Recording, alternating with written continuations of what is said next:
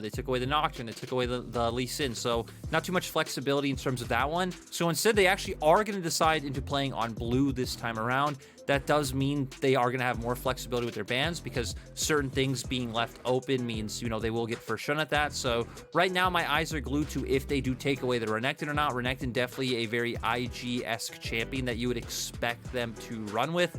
Still 100% presence here in the LPL. There you go, insta lock-in for Nani. Definitely something they can play through. Definitely something they can set Nani up to be the primary carry for the team. Now over to OMG, where they want to go with their lock-ins. They're hovering the Ornn. I'd be very surprised to see the top lane matchup locked in when there are so many priority picks available. Instead, looking towards jungle, you can pick things like your AD carry, things like your support as well early on, and feel very safe. Yeah, both the Varus and Ezreal still left open. We haven't seen Abel opt into either pick just yet, but both available, right? And I think both perform pretty decently into something like the Renekton, to where obviously with the Ezreal you have the Arcane Shift with various of the Chains of Corruption, but OMG wanting to go back to that style that we talked about, where even on blue side in their first matchup, they first picked Thresh on blue, and they were much happier putting Abel onto a hyper carry like Aphelios and going into the late game with, you know, strong team fight potential. Yeah, having that Thresh to be able to set up a hyper carry, make sure they have the mobility. I wasn't sure if they were going to do it, but the Diana is there for Shun. This is something that has been a terror in solo queue, but not something we've seen on the professional stage much. So I'm excited to see what Shun can bring with this jungle Diana. Yeah, and I was listening to Selfmade's thoughts of it on stream that, you know, he equated it very much to AP Graves in the sense that you don't really bring too much to a team. You don't bring too much early on. You are just this champion that brings a ton of burst into team fights, and you are setting yourself to be one of the main carries on the team.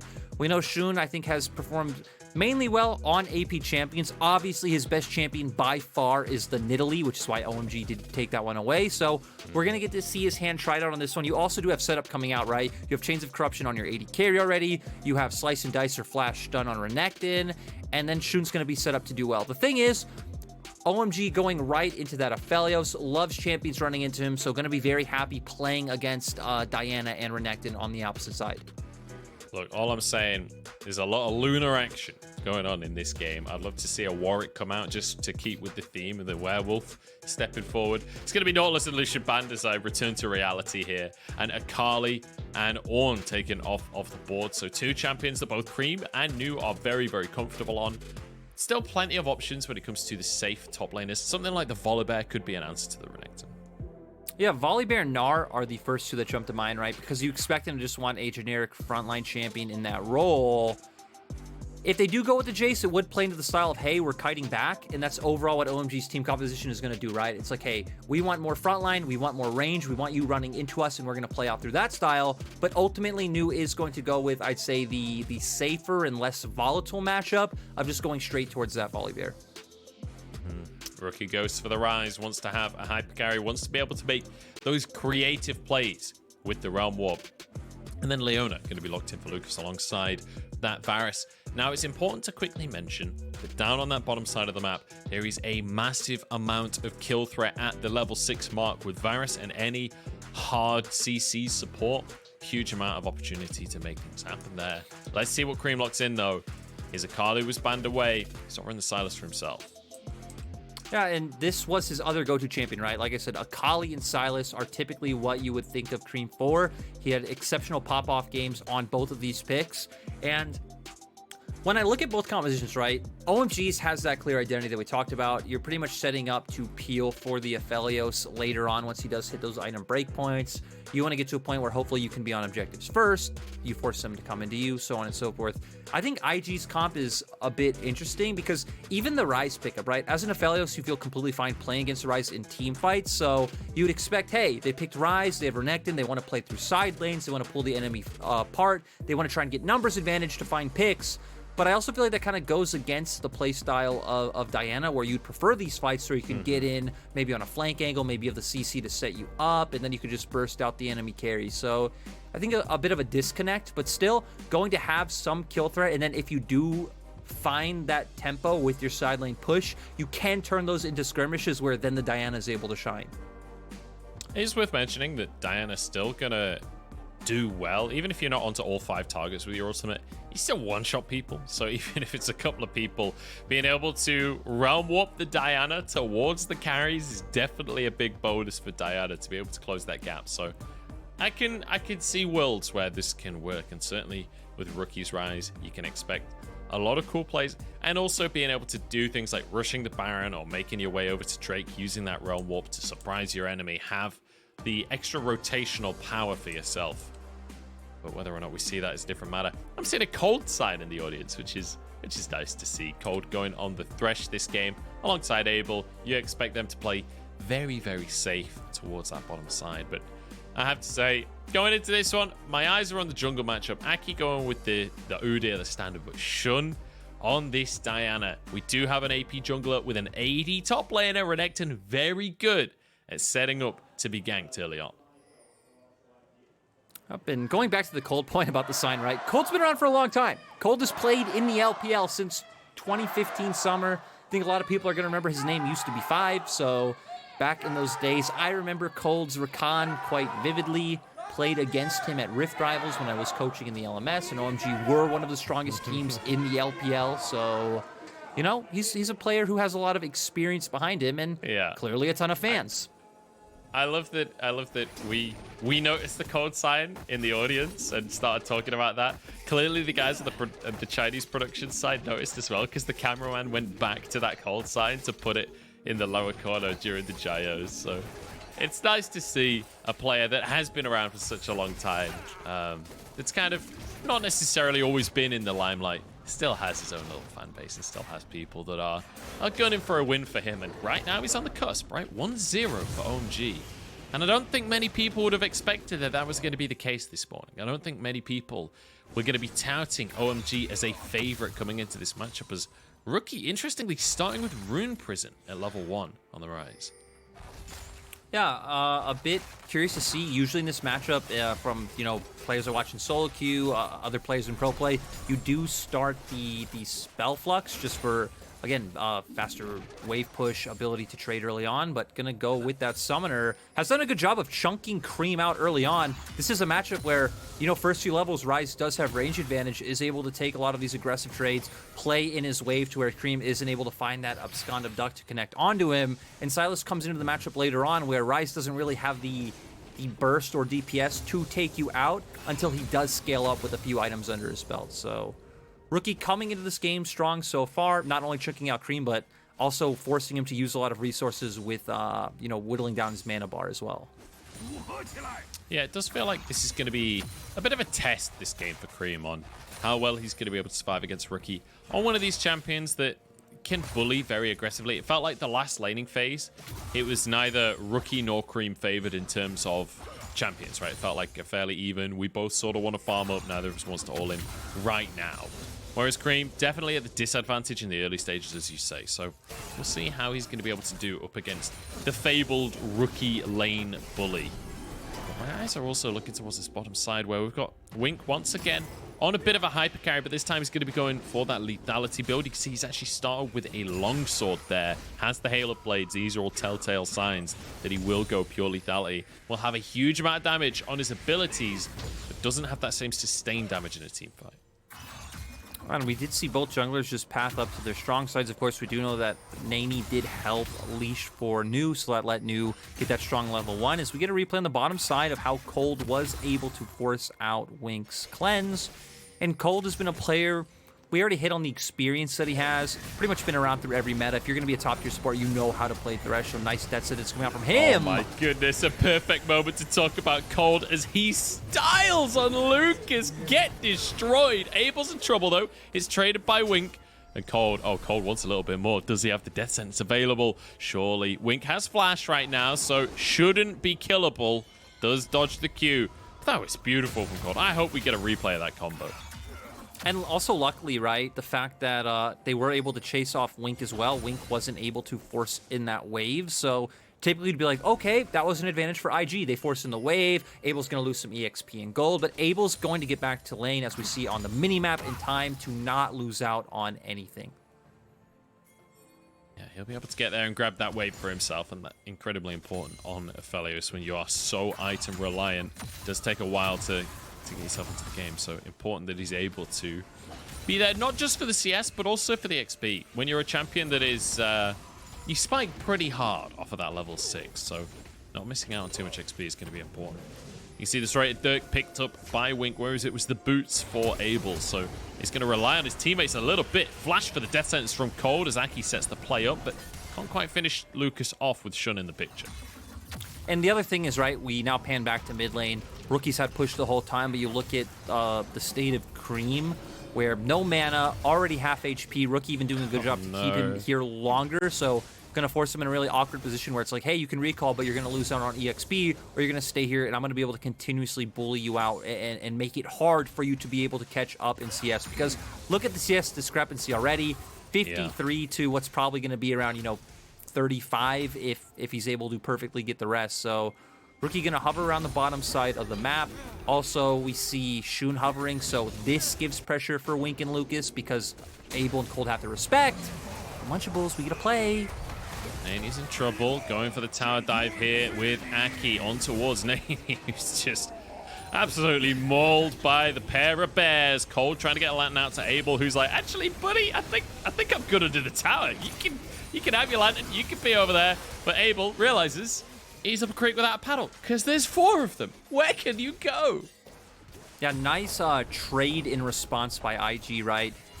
OMG's bot lane knew Shun and Rookie were hovering around, right? Rookie wasn't showing on mid-wave. Kareem was just pushing that one under turret for free, but weren't able to get away in time. They did realize that they tried to go for that lantern play, but overall, IG were too fast on pulling the trigger to allow OMG to get away. And it's not only going to give them more kills, but also will turn into this Infernal Drake. All right, Drake goes the way of IG. So far, so good for them. Let's take another look. Cold's still level 3 at this point, and he's getting altered onto. It's not a pretty situation. And Abel's like, all right, well, he chose to stay under the tower. You're kind of stuck between a rock and a hard place, right? Feels like there's 2 bad decisions available to you.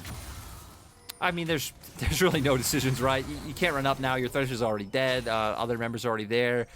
You aren't even really able to try to clear out the wave fast with your early Aphelios. You only have boots, so IG just being able to take him down, and we're going to come back out onto the map, and we see that Aki clearing his bottom side camps, while Cold and Abel doing a nice job of controlling vision around bottom side river. This was something we touched on in game 1, that OMG have done a pretty good job of controlling vision around the map, and it seemed like IG were almost always walking into fog of war in that first game, or not realizing that OMG could have been in certain brushes or certain places because of how good OMG's vision control was.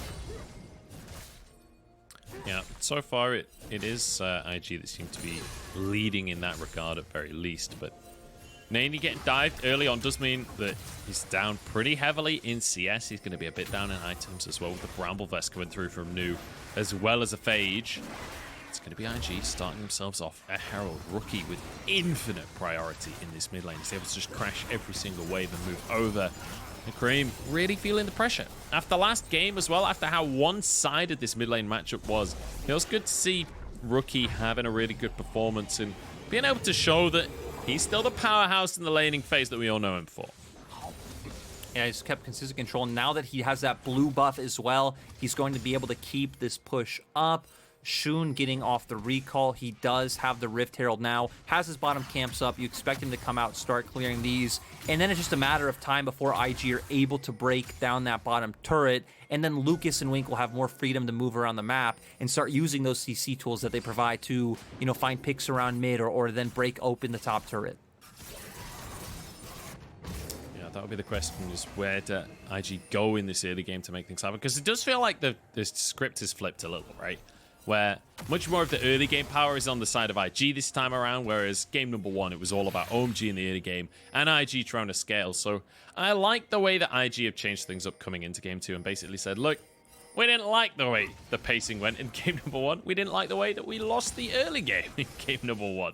So this time around, let's have a little bit of power on this roster. OMG having the opposite side of that script, but important to mention, the big advantage, or the big strength, I guess, we saw from OMG in game number 1 was the coordination and the synergy.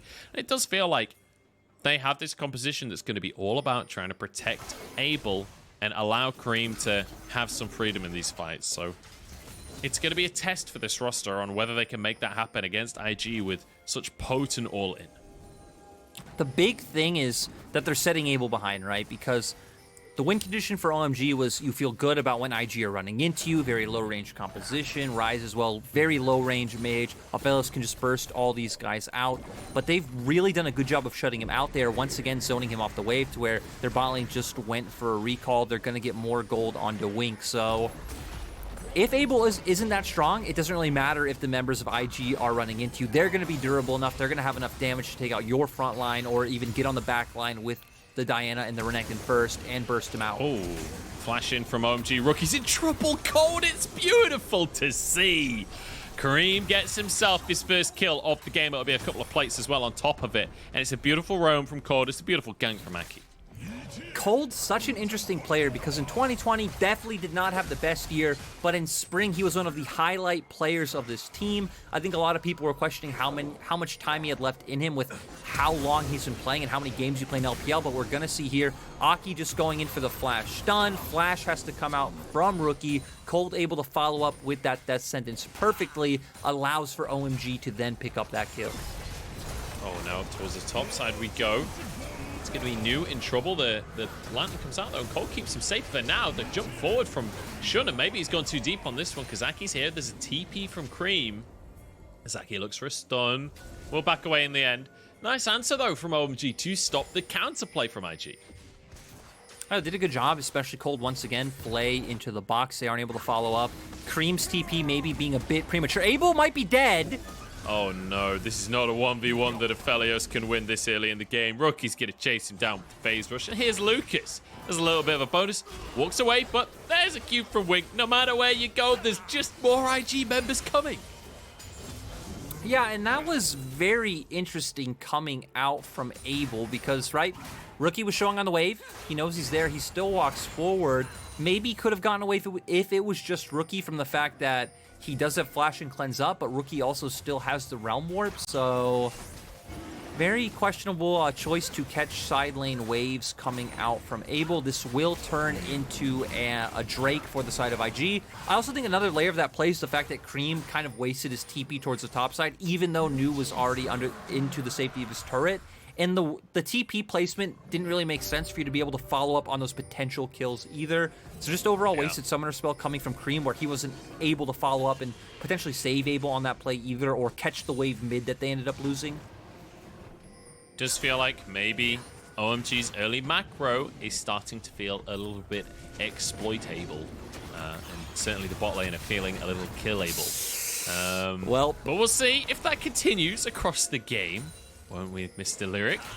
As 1 and 3, not the prettiest scoreline, it has to be said. From an 80 carry that, you know, he's been around in the Chinese esports scene for a good old while at this point.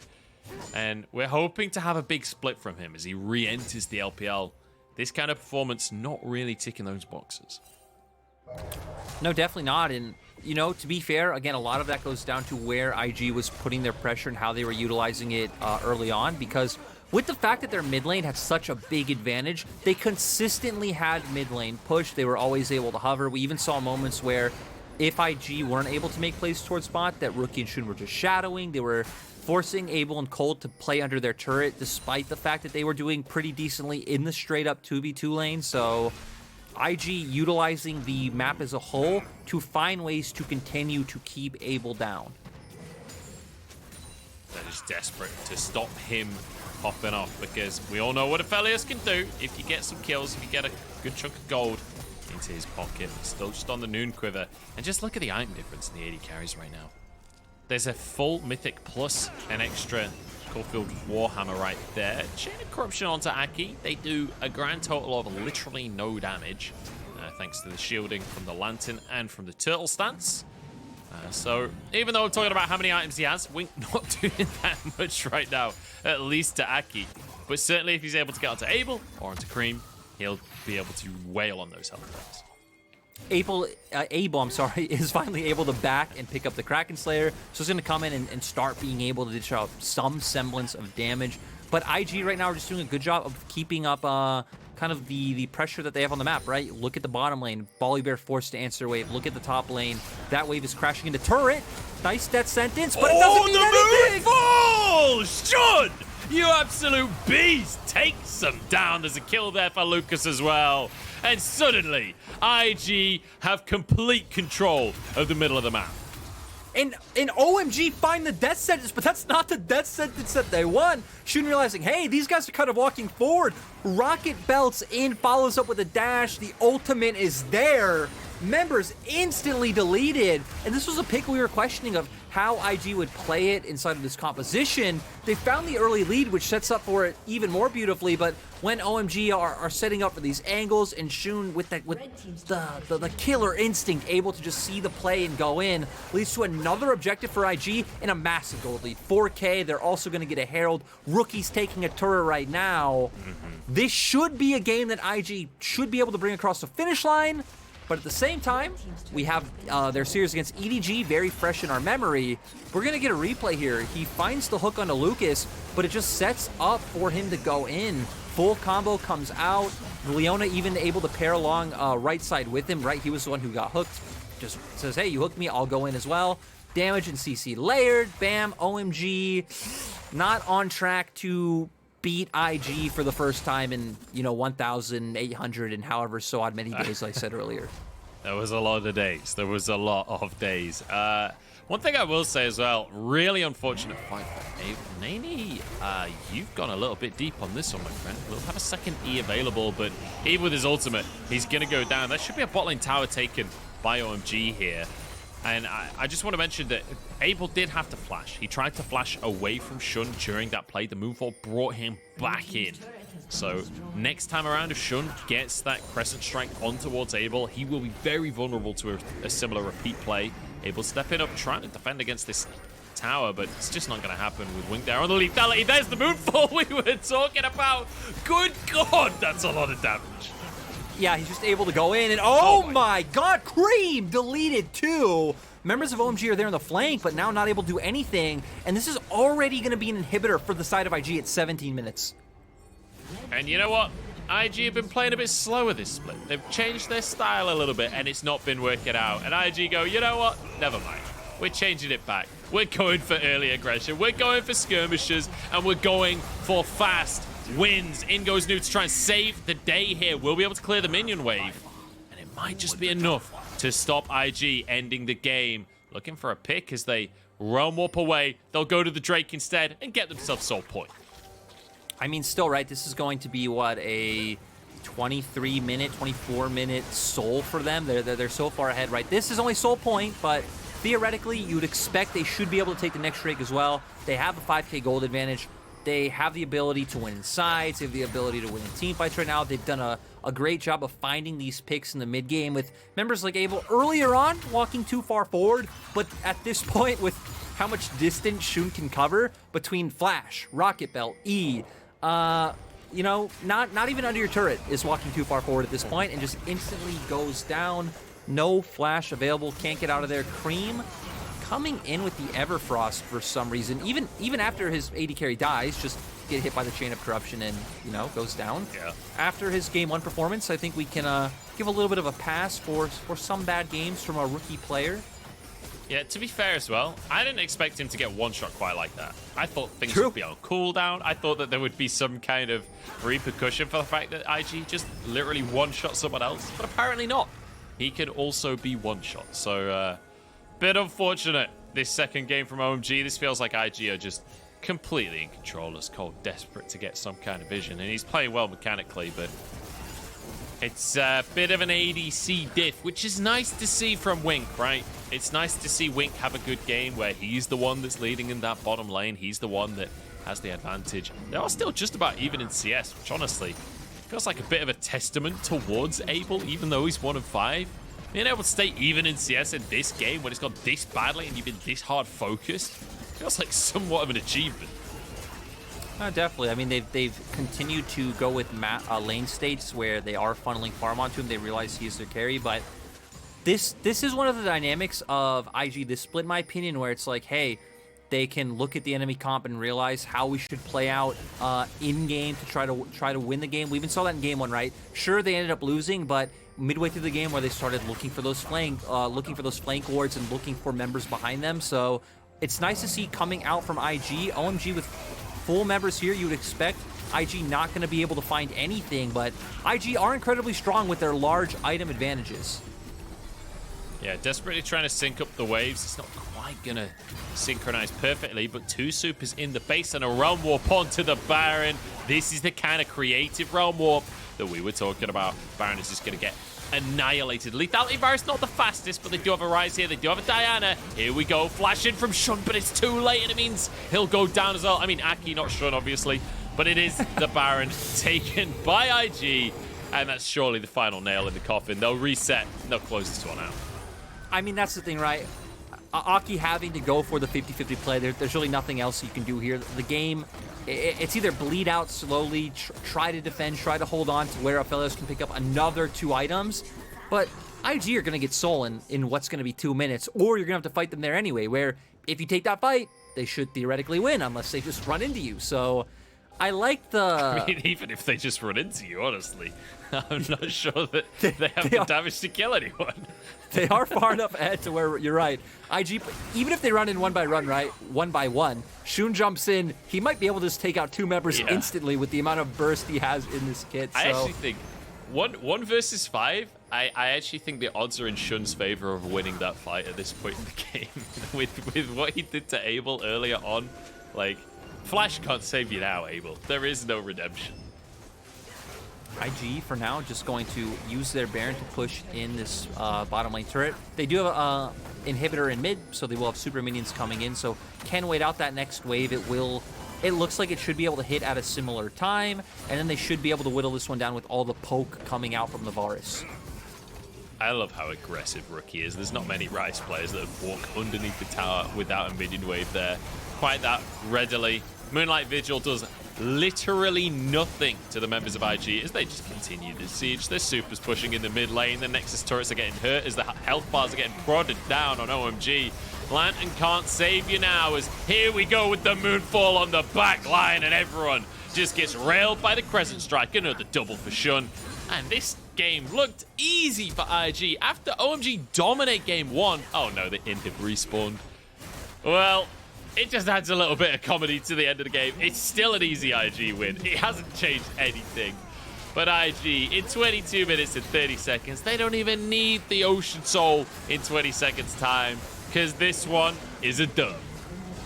Yeah, nice bounce back coming out from IG this game, right? We saw them change their draft completely. They went with the Varus. They went with Shun being on a carry champion, and especially when Shun has been one of the most promising players on this roster. It's nice to see him to be able to take a massive damage role. They realized the focal point of OMG's composition. They shut down that win condition early on, so even if OMG wanted to come back into the game, it would have taken, 10, maybe 15 more minutes for him to really be able to come online.